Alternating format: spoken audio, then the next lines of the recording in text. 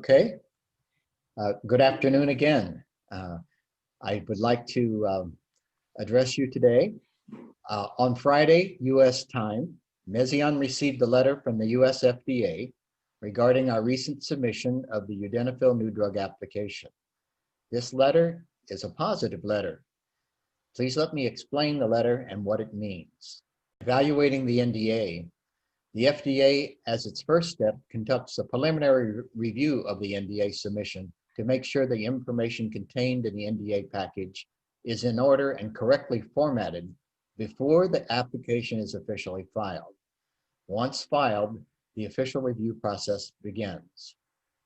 So the FDA notified us in the FDA letter that they had completed a preliminary review of the NDA and found the reports and listings that summarize adverse events and safety require revision.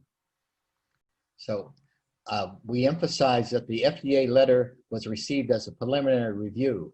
This is not the official review process, but a preliminary review of how the certain data was characterized in the NDA documentation, and not about whether the data is sufficient to have approved. No new studies of any kind were requested. Our NDA submission, in fact, includes strong clinical evidence that Udenafil improves exercise capacity and exercise performance, and that this clinical effect does persist as the kids take the drug. And the FDA had previously asked Mezion in Type C meetings to present independent evidence that Udenafil improves exercise performance in adolescents, and we did. In fact, the clinical data from our long-term safety study, which is still ongoing, confirms that exercise performance of adolescents is maintained or improved after 52 weeks. This is strong clinical evidence of exercise performance and its persistence. Also, we had an extremely important new finding. I'm not sure if all of you are aware, but the extremely new finding that we presented in our NDA, there was statistically significant evidence that Udenafil improves the cardiac performance of these adolescents that have only one ventricle. This is the MPI data. The MPI is called Myocardial Performance Index, and it's a measure of the ventricular performance. Remember, these children only have one ventricle, one functional ventricle, and Udenafil statistically improved the MPI after only 6 months on the drug. This is a very important finding. This is very strong clinical evidence of improved exercise performance, improved exercise physiology that persists, improves the longer they take the drug, and a significant improvement in the performance of their heart with only one ventricle. This is a very important finding, and this is why we strongly believe that we have an excellent package for approval. We believe the FDA believes that also. So once again, let me emphasize the letter we received from the FDA is related and addresses merely a technical issue that is specific and only relates to the categorization and the presentation of adverse events as reported by patients in our clinical studies. Yeah, and I would like to remind you that another PDE5, Udenafil, has a black box warning for safety. So you can imagine that the FDA would like to see some safety categorized in a way that they would like to see. This does not affect our safety, it's just the way they would like to see the safety categorized. And we didn't present it in the manner that they wanted it. And so they told us that please redo it, and that's what we were going to do. Okay, all right. So Mezion is very encouraged with this letter, and in that FDA letter, the FDA told us exactly what it wants. This is the purpose of the letter. They are telling us exactly what they would like to see for us to better position the NDA for successful filing and eventual approval of the drug. Specifically, again, the FDA wants us to correct technical issues associated with the safety data characterization in the manner that they want. And The letter also has in there some additional information it wants to see with regard to the clinical and clinical pharmacology portions of the NDA. This is good news. This is a very small amount of new information we'd like to see, and they are giving us a quote heads up in American terms about providing that information. Why is that a friendly heads up? Well, because by providing the additional information and clarification in our resubmission now, it will avoid a 60 to 90-day delay later during the review process, because they would have probably asked for that information in the review process. This gives us a chance to give it to them now up front. We're going to avoid a further delay or a delay when in the review process. So this is good news, and it was a very nice gesture on their part to tell us. Let me tell you something else. After receiving the FDA letter, I had a follow-up telephone conversation with the FDA Friday afternoon. Our discussion about the FDA letter was extremely positive. The FDA project manager actually told me that the whole review team was sorry they had to send this letter about technical issues, but by law they were required to do it. The project manager further confirmed that the FDA is willing to meet with us anytime we want to ensure that we have a clear understanding of the FDA letter and with what the FDA has requested for us to do in our resubmission. You couldn't get more friendly than that. Not only did they tell us what we need to provide in the resubmission, they told us what to fix in the database. What they did in this letter was also a willingness to meet with us, so that this is a huge gift. This gift shows just how much the FDA wants our Udenafil drug approved. Mezion has actually already started to take immediate action. We've been working over the weekend to revise the safety database, reports, the summaries, and everything to make it consistent with what the FDA has requested. Then Mezion will work as quickly as possible to resubmit the NDA application with all the revised databases and reports. We'll do what it takes. I hope I've explained the content of this regulatory letter and what it really means. We are extremely encouraged about the FDA in view of this FDA letter, and my friendly telephone conversation with the project manager and learning how the division is thinking about our drug. The division of cardiology and nephrology want this drug approved, and that's why we got the type of letter we got. And we are even more optimistic that the clinical efficacy, safety, and manufacturing information, which none of it was addressed in that letter, in the NDA support the approval of the Udenafil and for the important orphan drug indication for the Fontan population. We are extremely encouraged. So finally, there's no impediment of a resubmission. It's just a matter of us getting the information together as the FDA wanted it. And we look forward to updating you on more specifics of the NDA resubmission very soon in our progress. And we believe that this will occur in about 60 to 90 days. And I thank you for listening to my explanation of what this letter means. 그러면은 지금까지 예거 박사님이 FDA 레터에 대해서 소개를 해주셨고요. Q&A 세션으로 바로 넘어가겠습니다. 주주분들이 질문 주신 항목들 중에서 가장 궁금해하시는 내용으로 준비를 했습니다. 첫 번째 질문입니다. 일반적으로 이렇게 거절되는 케이스가 일반적인가요? Okay, well, I think I've explained that in my explanation, but I want to make sure you understand. This is a technical issue that's readily resolved, a technical issue of giving the FDA a formatted safety data in the way that they now want to see it. That is really what this letter was about. And I just want to let you know that this is resolvable, as I indicated to you, just by redoing the databases and rewriting the reports with the new database. 두 번째 질문입니다. 타입 A 미팅은 왜 필요한 건가요? Well, it actually is not needed. It was offered in friendship to help us if we needed to have a meeting with the FDA to resolve any clarifications. So it was an opportunity to come back to the FDA and make sure that we completely understand what they said in the letter. That's what it's for.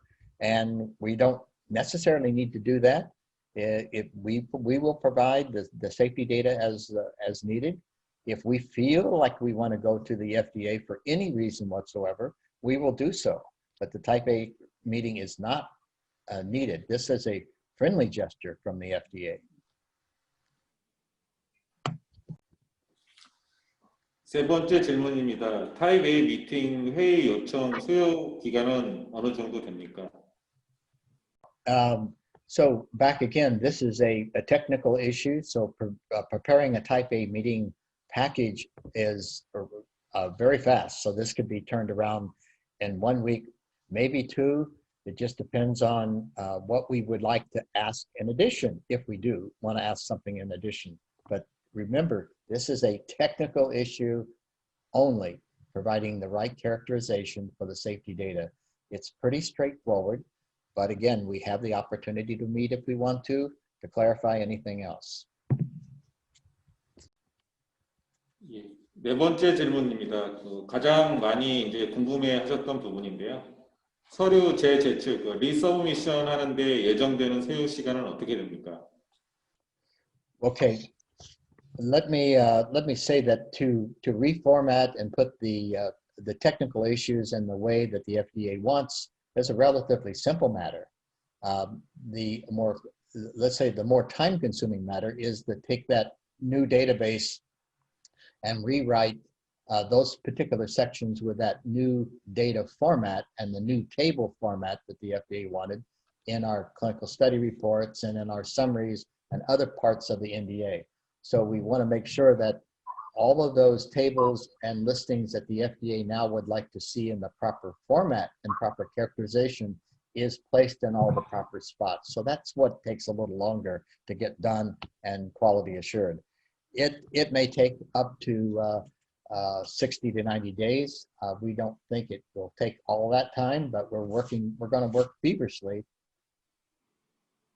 to get this to them. I can tell you that. 예, 다섯 번째 질문입니다. 재제출 후의 향후 진행 사항은 어떻게 되는지 설명해 주십시오.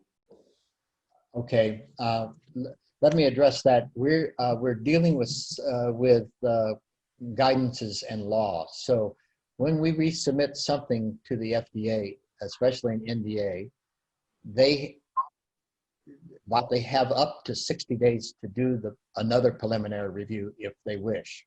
They don't have to, but that's the law statute. I cannot tell you how long it's going to take them to do this preliminary review again, but it will be no longer than 60 days.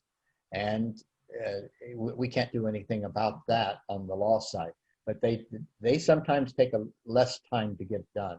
They might do it in 30, they might do it in 45, where they will send us, or they might just give me a call and say everything's fine and we're going to continue our regular review.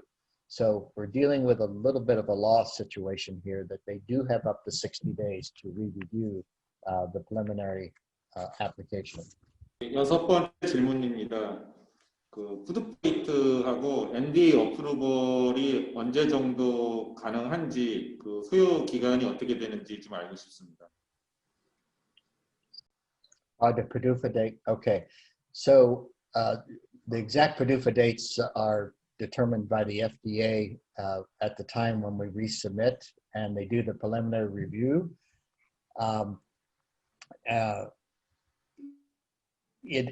Right now, if everything goes smoothly, it'll be June, July of 2021, next year. It could be sooner. This is totally dependent upon the FDA. When they do a preliminary review, they give us a PDUFA date, and they can have any date they want up to the statute.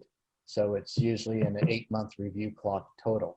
So we're estimating June, July, but we won't know until they actually give us a letter with the actual date, which could be earlier than that. 일곱 번째 질문입니다. 지금 단계에서 신약 승인 여부 가능성을 어떻게 보고 있습니까? Yeah, you know, as I explained in my presentation, the chances are extremely high. I cannot see any reason at all why the FDA wouldn't approve this drug, which is the only drug that will be available for children with a heart defect that are gradually deteriorating in their health. This is an important new drug, and as I explained to you before, some things that the investors may not know, that this drug persists in effect. We have that in our long-term safety study. Not only that, the myocardial performance index, the improvement of ventricle of their heart, the only ventricle they have. We have two, they only have one. We've improved the performance of that ventricle. This is a big news. This is big positive news. Not only did we improve exercise performance, exercise physiology, improvement in work. These people can do the normal everyday functions better. They can swim a lap. They can walk further. They can improve their health, improve their outlook, and their heart is improved. This drug will get approved. There is no doubt about that. 예, 여덟 번째 질문입니다. 그러니까 이런 사례가 일반적이지 않다고 알고 있는데 왜 이런 실수가 있었는지 근본적인 질문 같습니다. 왜 이런 실수가 일어났는지 좀 의견을 듣고 싶습니다. Okay, let me just, there's some regulatory technical issues. The FDA just doesn't write you an email, and they don't just call you up. There is a standard, and there's a statute in which they have to communicate to you by. The way to communicate anything with regard to what they might want in an NDA, such as recharacterization of or a technical issue or reformatting, anything of that nature, to communicate that to you in the preliminary review by what is known as that refusal to file. There is no other way to communicate that to you. So this, again, they're letting us know before they get in the official review, before they get into the official review process, they're saying, please correct this. That will make our official review process go a lot smoother and a lot faster. This, again, the letter that they gave us is this gift of a letter for letting us talk to them if we want to, conversation with the project manager. This is all points to the fact that they want to help us. So this letter is the only legal conduit that they have to officially tell us what they want. They can't do it just by a phone call. It has to be by this method. And that's what they did. 그럼 아홉 번째 질문하겠습니다. 테크니컬한 이슈 외에 CMO 등 향후 다른 이슈가 더 발생할 없는지 궁금합니다. That's the good news. If there was technical problems or CMO related issues up front, they would have let us know in this letter.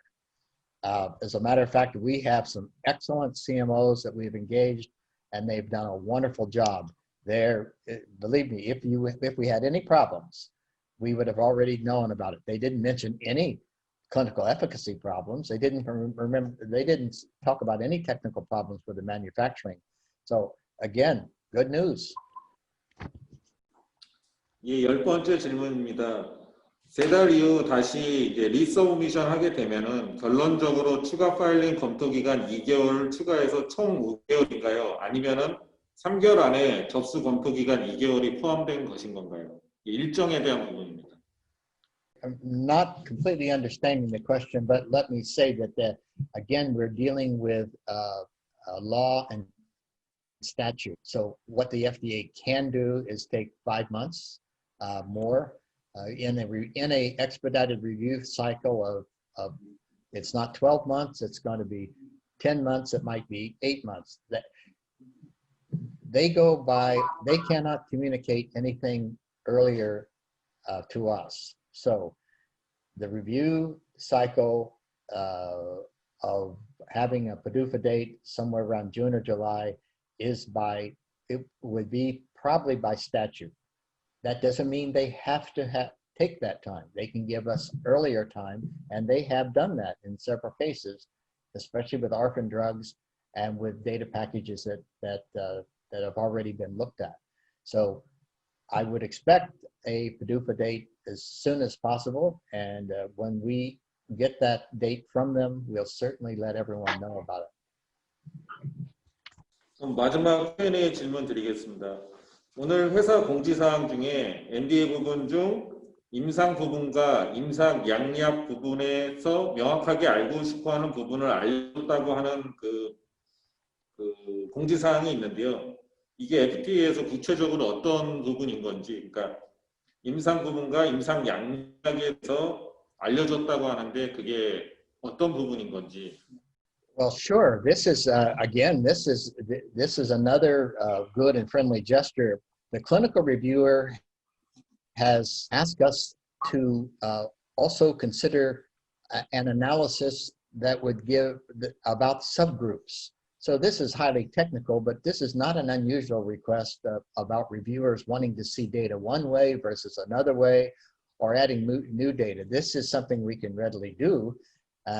But it is not a major issue. This is just a request from the clinical reviewer to show me some data, doing it another way. We have the database and we have the statistics, so we can produce any kind of graphs or curves that they want to see, and we will. And that's what that clinical part was about.